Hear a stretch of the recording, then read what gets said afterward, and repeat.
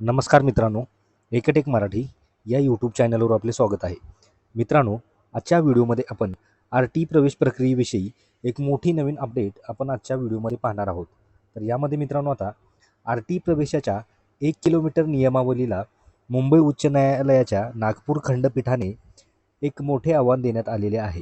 तर या प्रकरणात आता न्यायालयाने गुरुवारी राज्य सरकारला नोटीस बजावून यावर येत्या 9 मार्चपर्यंत उत्तर सादर करण्याचे निर्देश या ठिकाणी दिलेले आहेत. तर मित्रांनो, काय आहे संपूर्ण सविस्तर अपडेट हे आपण पाहूया.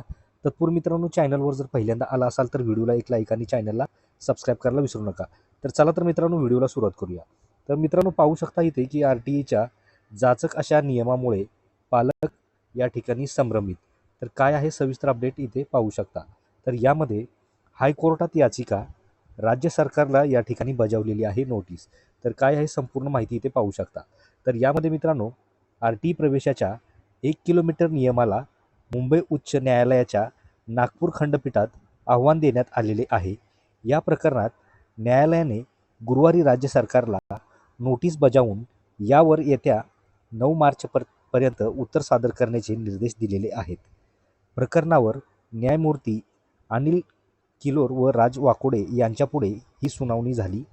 वादग्रस्त नियमाविरोधात चंद्रपूर जिल्ह्यातील शंकर आत्राम व करिश्मा बांगडे यांनी या ठिकाणी याचिका दाखल केलेली आहे.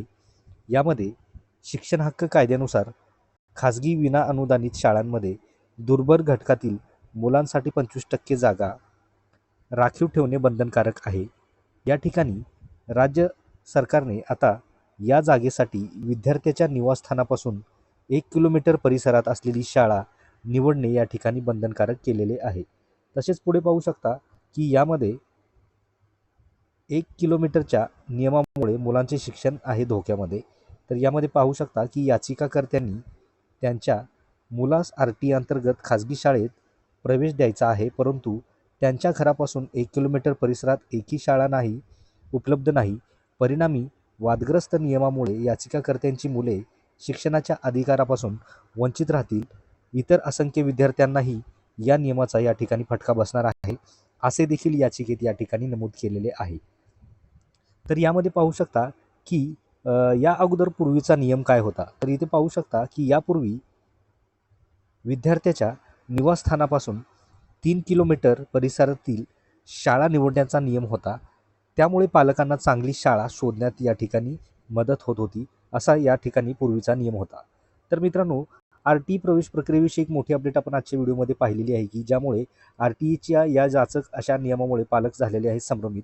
यामध्ये राज्य सरकारला या ठिकाणी बजावलेली आहे नोटीस. तर मित्रांनो, काय आहे संपूर्ण सविस्तर अपडेट हे आपण आजच्या व्हिडिओमध्ये पाहिलेली आहे. तर मित्रांनो, ही महत्त्वपूर्ण अपडेट आपल्याला कसं वाटलं, आवडल्यास नक्की व्हिडिओला एक लाईक आणि चॅनलला सबस्क्राईब करायला विसरू नका. तर भेटूया मित्रांनो अशाच पुढच्या अपडेटमध्ये नवीन व्हिडिओमध्ये. धन्यवाद.